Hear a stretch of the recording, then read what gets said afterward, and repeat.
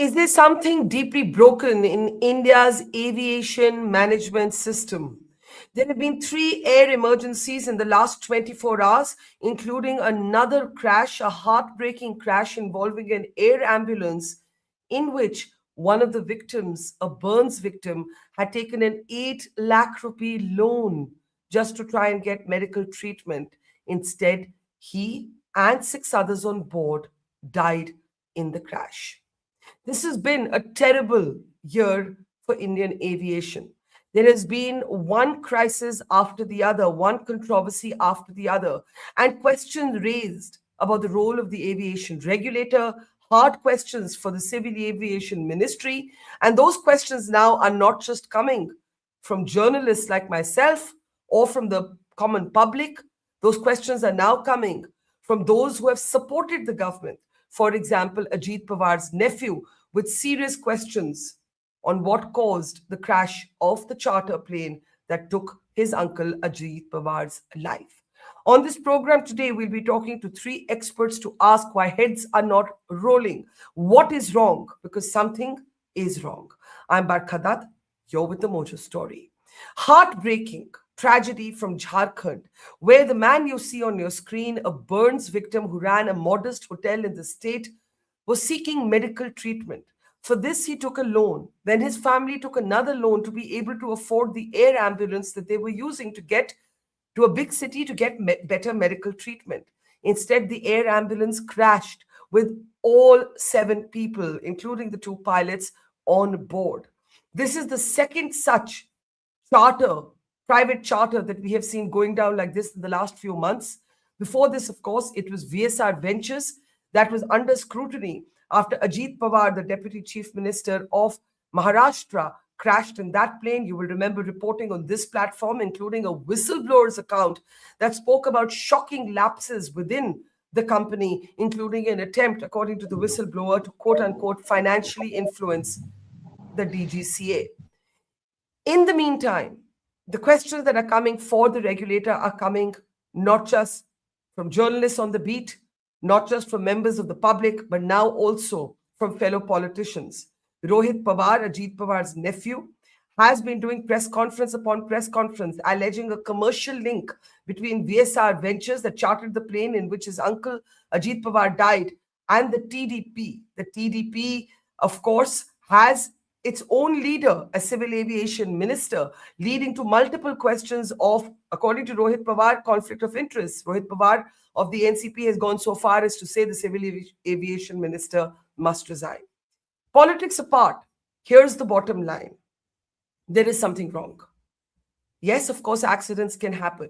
But the year that it has been for Indian aviation, starting with the Air India 171 crash, right up until now, there are questions for everybody involved, for the manufacturers, for the corporations, for the private companies that charter and lease these planes, for the regulator, for the ministry. To try and understand what's happening, let me introduce three experts on the program today as we try and make sense of it all.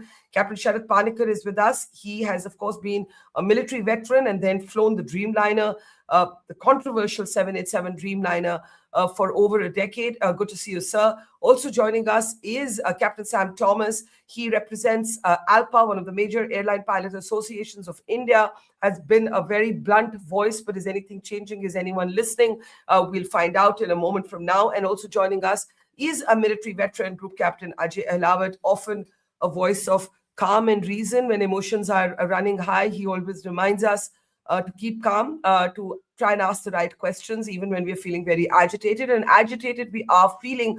I want to start with you, Captain Thomas, if I may. Here's another charter, private charter that's under scrutiny, Red Bird.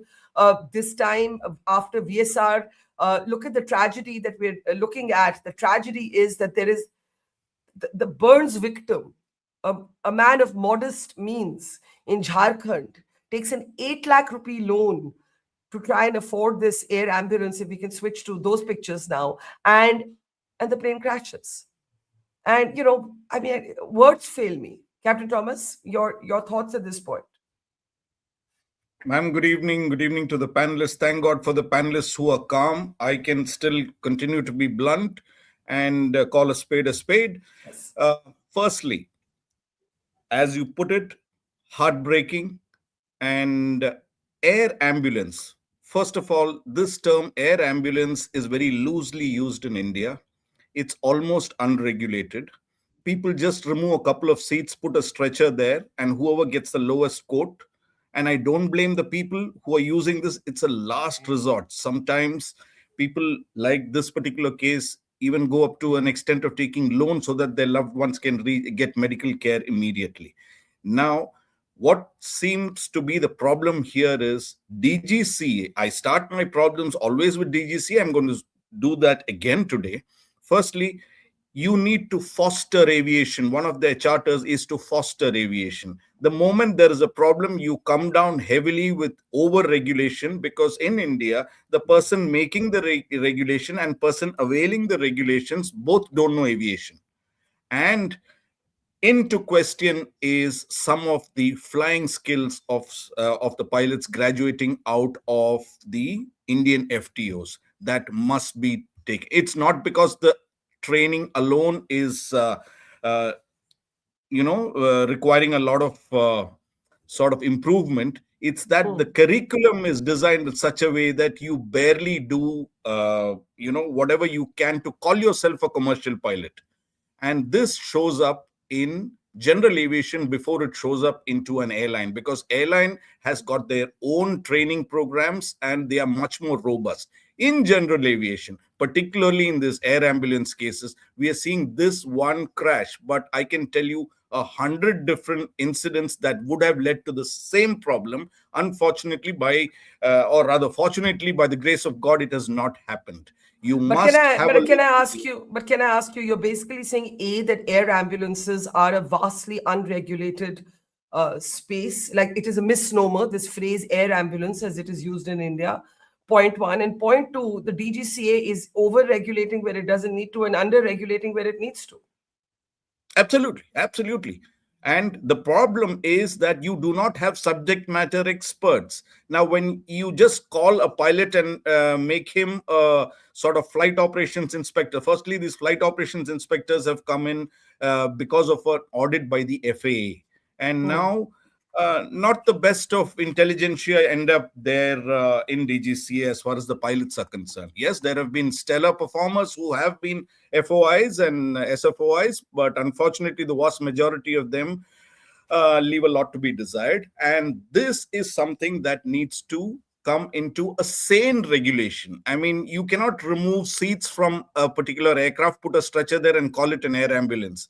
Also, the turboprop airplanes flying in Indian condition, that is small turboprop airplanes in these weather, particularly in the east and northeast of India, it's a pretty big challenge. It's the ones who perform well there are the ex-military AN-32, IL-76 kind of pilots who have operated there very frequently and know it like the back of their hand. They are the ones who are performing well.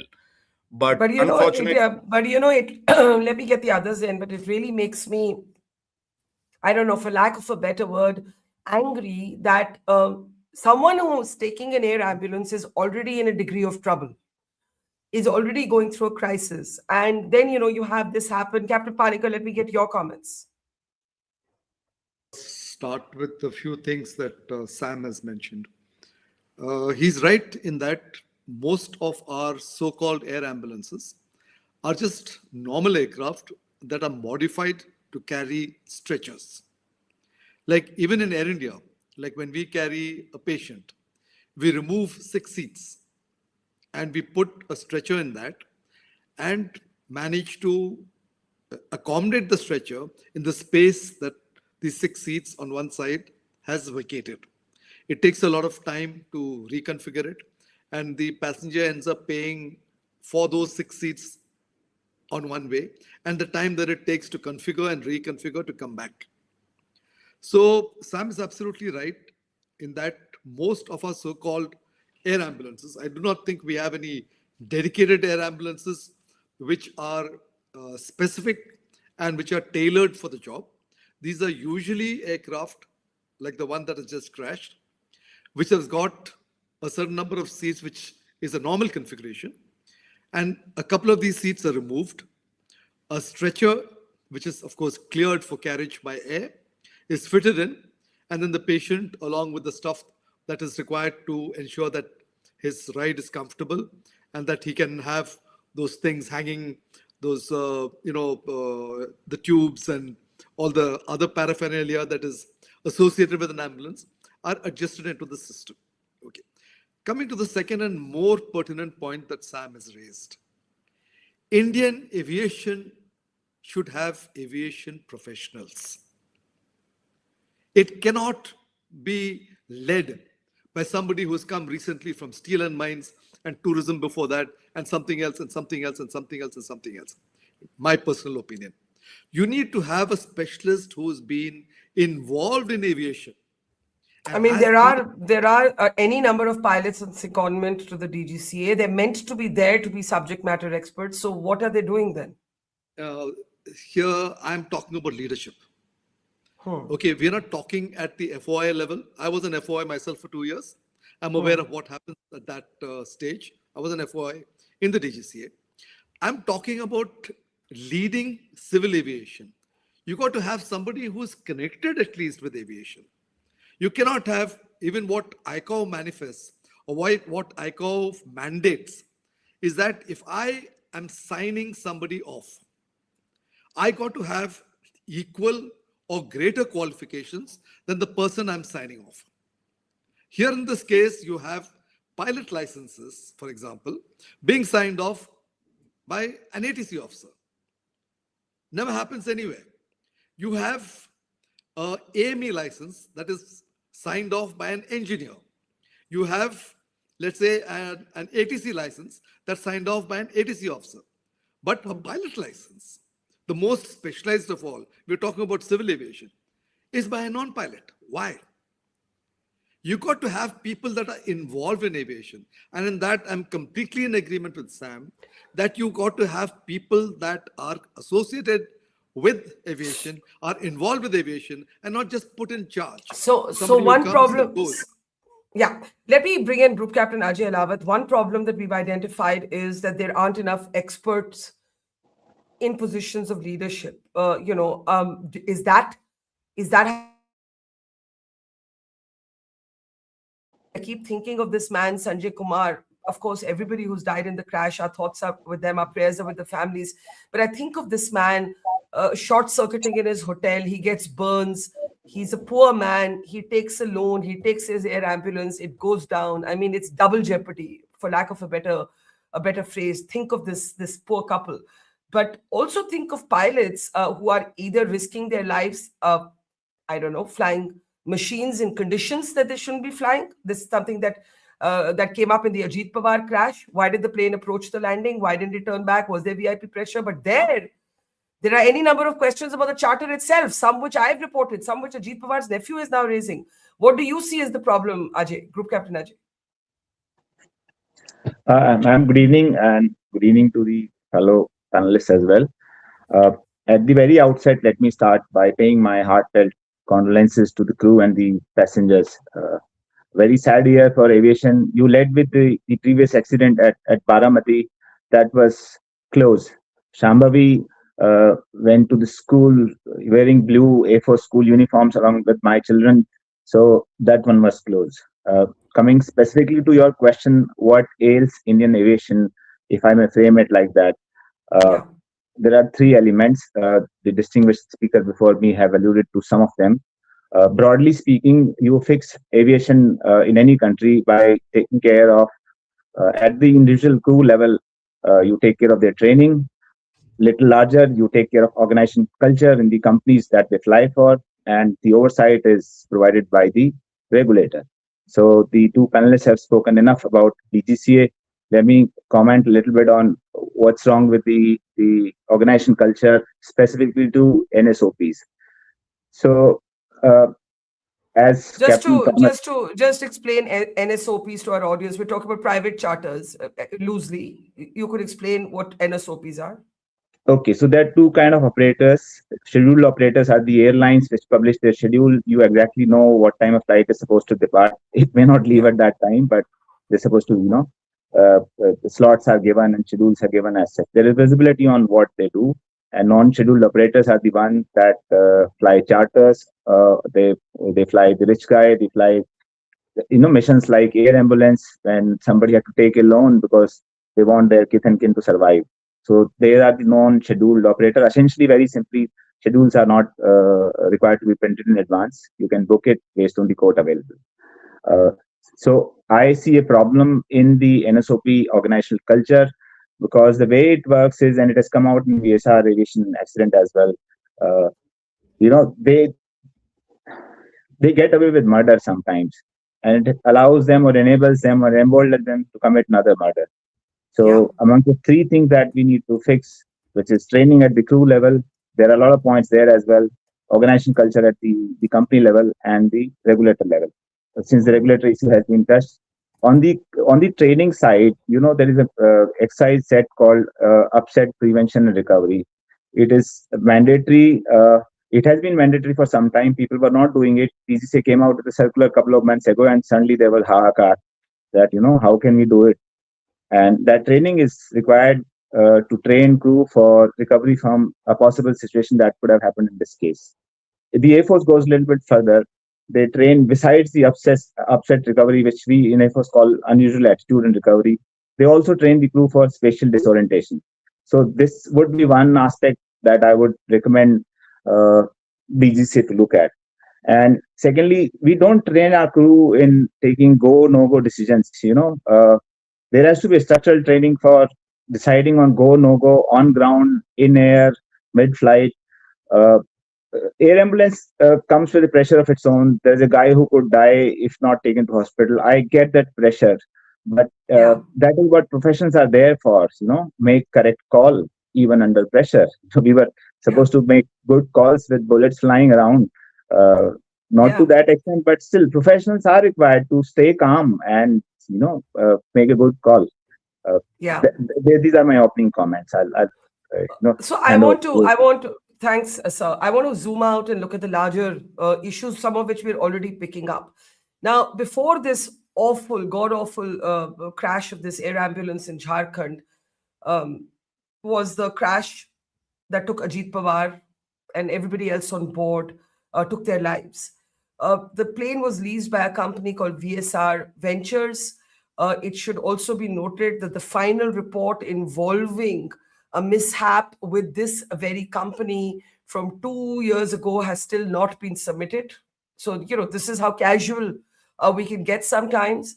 And we've been doing a lot of reporting on this company, including a whistleblower's account, which some of you have seen. We'll play it again.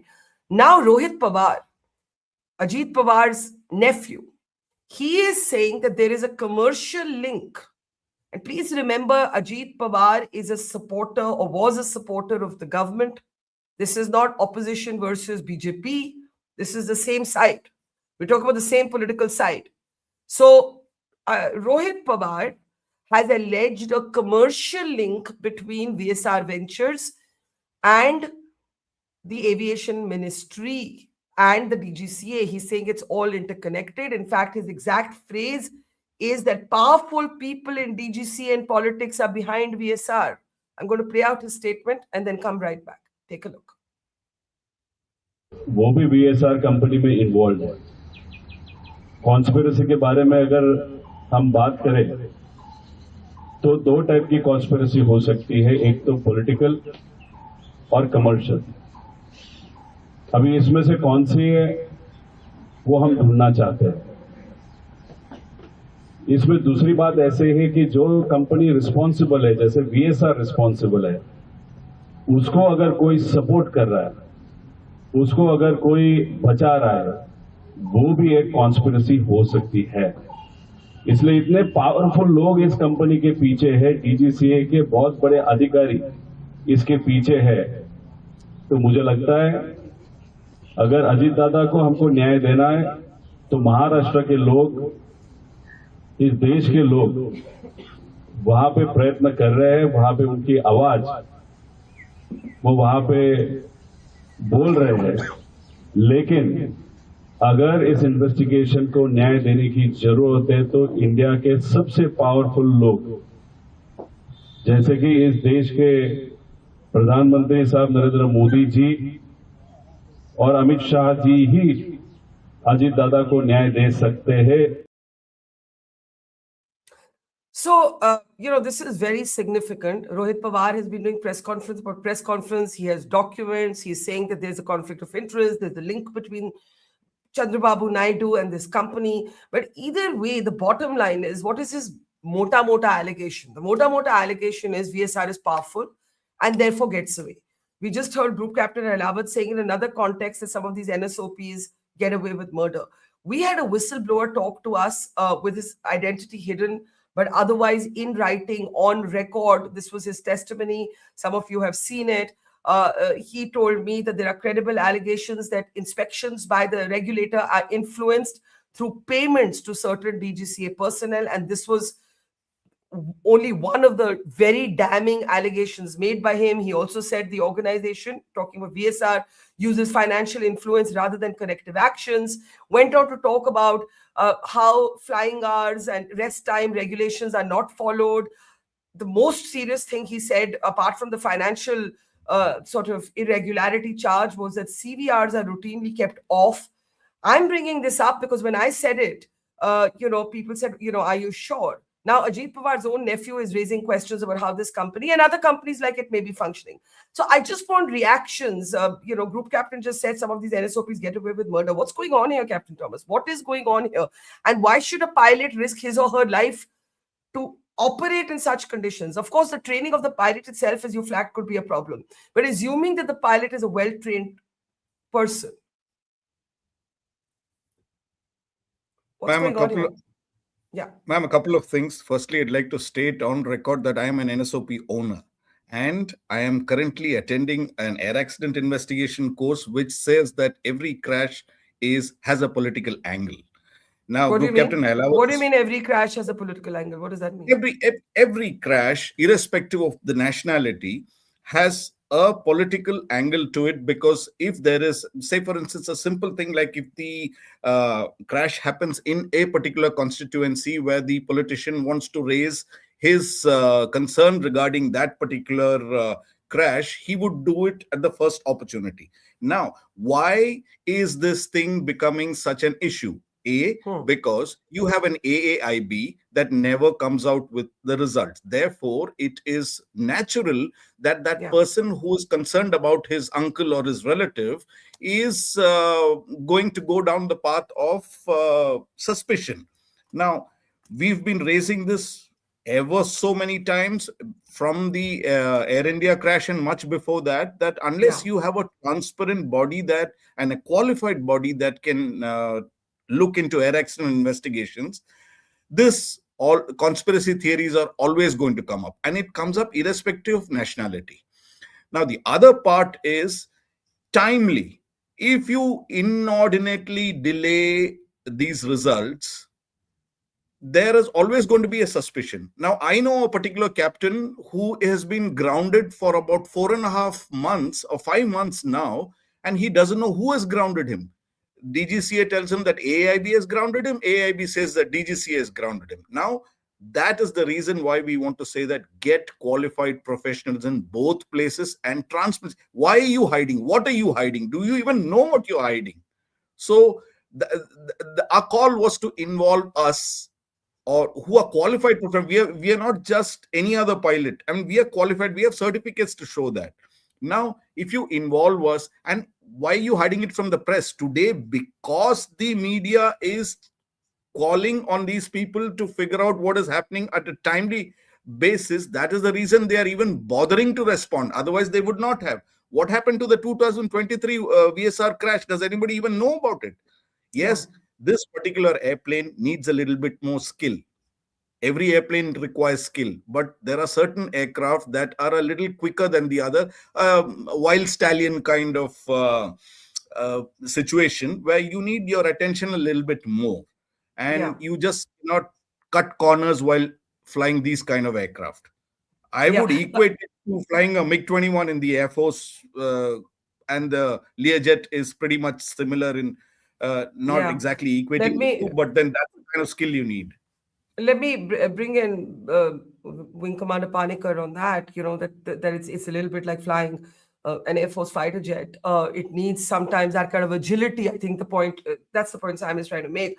Honestly, like as somebody, not a pilot, have been passenger in all manners of aircraft, from I don't know, small helicopters to planes that have landed on aircraft carriers. I think that some of these small charters, they feel absolutely dangerous to me. And I'm making an irrational statement here, but they don't feel safe. And I say this as someone who's a pretty daredevil personality. I think my question to you is, what is happening? Why are people looking at aviation today and feeling this anxiety? Okay, I'd like to take a few minutes here because we're going in different directions at the same time. Yeah. While I was in DGCA in Mumbai, I was looking after 8 NSOPs, 8 of them, Yeah. which included, they were all fixed wing, and they were from different companies at various levels of capability and various fleet strengths. Once I started getting into it, I tend to be a bit of a stickler for stuff. When I was going through the ops manuals, which basically tells you how to operate these aircraft, I found helicopter references in an ops manual of a fixed wing NSOP. Absolutely shocking. And it had cleared your DGCA audits and inspections for years and years. Yeah. So a lot of their stuff, you must understand this ecosystem that's happening. Now, Sam is a knowledgeable man. He's experienced in owning an NSOP himself, as he's just mentioned. It was my first exposure to NSOPs. When you look at the ecosystem of non-scheduled operators, a lot of them are businessmen who look at small aircraft with the intention from a business point of view. Sometimes when the NSOPs or their charter business or the NSOP business itself is not making enough money or is not suiting their convenience or their business plans, they just shut it down and get into something else.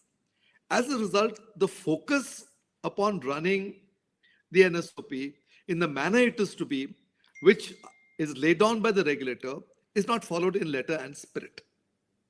So you have maybe you got multiple aircraft, you've got the paperwork, which is generally shoddy and is generally outsourced to somebody, and it comes back, and nobody is truly sure as to what is the extent of involvement of the owners, of the accountable managers, etc., etc., etc. Now, when you look at the operations of the NSOP itself, there is a certain degree of compartmentalization that takes place. Now, the people that they get to fly these aircraft are also obviously people that are generally marking their time, waiting for an opportunity to get into a scheduled operator or to join a regular airline. As such, it is only a very, very few, I would say, specialists. And I would say, in my experience, the 2 years that I was in DGCA, specialists from the Air Force that have joined the NSOPs directly and are doing well. Otherwise, in general, the vast majority of the people that I have met during my interaction with the NSOPs that I was looking after are generally people that were just marking time, building up hours of experience, waiting for an opportunity to switch over to something more regular. Now, coming to the problems that they have. Now, this is important. The FOI himself is viewed in DGCA as, somebody just temporary. You come, we listen to you, but the final signature, the final letterhead is always signed by a permanent employee. You may get an opinion from here, but the authority and everything else is controlled only by the people that are already embedded in the system. Now, when these representatives of the NSOPs, when they interact with me on a regular basis, they have mentioned a lot of problems that they face in DGCA. And primarily, I would say this is not so much with the FOI part of it. It is primarily with the airworthiness part of it and the licensing part of it. So these are two areas in which the NSOPs themselves have had multiple problems in trying to get clearances. Invariably, they are waiting for something. And if you are not satisfying them to the extent possible, the file keeps moving up and down. And to keep an aircraft on the ground is expensive. So they end up into a vicious cycle in which the operator wants to Right. get something. There is somebody in the DGCA who is not obliging, and the file keeps rotating up and down till the conditions are met. As I said at the beginning, the problem seems to be both over-regulation and under-regulation, not applied where one needs to be. Group Captain, if I may bring you in at this point, what needs to change? Let's start there. I'll start with you and then ask both our other guests. One thing that needs to change, subject matter experts, over-regulated spaces, under-regulated spaces, no transparency or time-bound findings of mishaps. These are some of the things that have come up. What else would you add to this?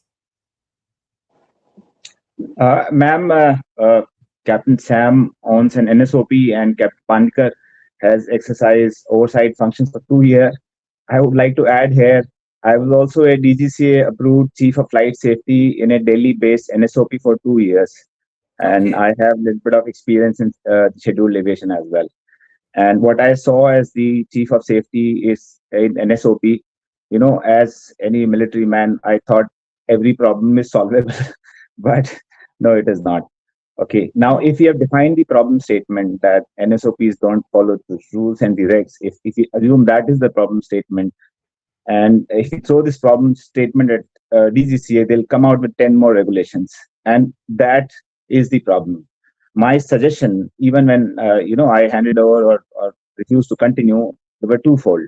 One is we should under-regulate and make regulation sensible. It may sound counterintuitive that you break so many rules, but the suggestion is to reduce those number of rules and make them common sense or sensible. That was one. And secondly, DGCA rules by fear. It's like fear-based regulation. Some of these NSOPs are small. They generally want to do well, but they cannot really spend so much on staffing and etc. So instead of fear-based regulation, if you get into some kind of mentorship-based regulation for specifically smaller NSOPs, these two suggestions, in my opinion, would have made the difference. Okay, very quick closing comments. If Captain Thomas, Captain Panikar, you want to add to that? We polled our audience. Where does the problem lie? There's a great deal of, I think, questioning around the DGCA. I think a year and a half ago, the common public may not have known much about the DGCA, but it's been a year of crashes and crises and mishaps, terrible year. And 50% of our audience feels that the DGCA needs a total overhaul. So that's just one of our findings. Very quickly, I think to add to Ajay's point, over-regulation is not the answer. Under-regulation is, and make the rules sensible, because otherwise you're creating a pact of fear between especially a small company and the regulator. That leads to, he didn't say this, I'm saying it, that leads to people, I don't know, that probably leads to corruption or possible corruption. I'm a small player. How do I get my file to move? And so on. So very quick thoughts, Captain Panikar. I'll start with you and then give the closing word to Captain Thomas. Quickly, please. Captain Panikar. Okay. First and foremost, civil aviation in this country should be headed by people that understand civil aviation and are preferably professionals in the field. I see no sense in having just an IAS officer who keeps heading the civil aviation or the who comes in as a Director General Civil Aviation. In my opinion, it should be somebody who is a professional and not a generalist. You cannot head a company like TCS by putting an IAS officer out there. You need somebody who's got domain knowledge. You got to have somebody who's able to take decisions based upon aviation knowledge, not some course that he's done 2 years back or the experience that he has in a passenger cabin having flown all across the world. It has to be people that are related to aviation and more specifically, as ICAO also says, people that are specialized in the job, people that have domain knowledge. Next, I agree with you. Like, for example, even the Aircraft Accident Investigation Board, anything to do with civil aviation, if you do not have a pilot in charge, like typically a code of inquiry in the Air Force, in the case of a crash, is headed by a flyer, is headed by a pilot, and all the rest of the people are added on as the requirement is there. Here it is a total technical field. You do not know a flying incident has resulted in an accident, right? Yeah. But you don't have a pilot there. You don't have a pilot posted there. Yeah. It's incredible. I completely agree. needs But yeah, Captain Thomas, do you want to just take the closing word? And you didn't comment specifically on Rohit Pawar's allegations. I don't mean to make this about one company, one entity, but the fact is, this sort of perception today that, I don't know, money, influence, politics, power actually moves files, moves the world of aviation, and that's why corners are cut. This is a perception developing in the public, and it's a terrible perception because the flying public is, you have to keep reminding people that aviation is way safer than traveling by road, but the power structures in road travel are not the same. You don't need a license and approval, a regulation to take your car out and drive. You need some very basic laws. So that's the difference. And therefore, this perception is building up that yahan dal mein kuch kala hai among regular people. Last Absolutely word. right, ma'am. Ma'am, dal mein kuch kala is a very benevolent statement that you have made. Pura dal hi kala hai, thoda thoda peela bhi hai kahin pe. And I completely agree with Wing Commander Panikkar and Group Captain Elawat on the requirements that are done for the day. In addition, the CAP 3200, that is the regulations that I need to follow as an NSOP owner, are akin to the sedition law of India. Whatever I do, I can never comply with that. So therefore comes this less than merit kind of scenario where other than normal operations, I'll have to do something. Otherwise, a simple officer can make sure that my aircraft lies on ground forever. That is the way it is. And secondly, as far as the AIB is concerned, just think about it. If a court of inquiry in the Air Force has to be conducted by a bandmaster, warrant officer so-and-so, very good music composer, if he conducts and he leads that court of inquiry, what are you going to get at the end of the day? That is exactly what is happening with AIB. So I rest my case on this. I hope whatever the suggestions that both Group Captain Elawat and Wing Commander Panikkar have given are taken. At least 10% of the implementation of that would see us in a much better space. Well, I think the bottom line is we have to stop with the denials. There is something broken in the aviation management regulation system. That's where the conversation has to start. Accidents in the air are black swan moments. What we've seen, the kind of hellish year we've had in the last many months is now beyond black swan moments. We've had 3 air emergencies, 1 fatal in the last 24 hours, an air ambulance going down, taking down not just the pilot and crew, but a man from Jharkhand who took a loan of 8 lakh rupees in the hope that a hospital could cure and treat his burns. Instead, he was confronted with death. That is a story that should impact us all, because each one of us who flies should be invested in this conversation. We leave it there. Thank you so much, Captain Thomas, Captain Panikkar, and Group Captain Elawat. Thank you so much, and to our audience, thank you. See you tomorrow. It's great to see you here. Thank you for watching our work. If you haven't subscribed yet, don't forget to click the bell icon and subscribe to Mojo Story and support independent, robust journalism.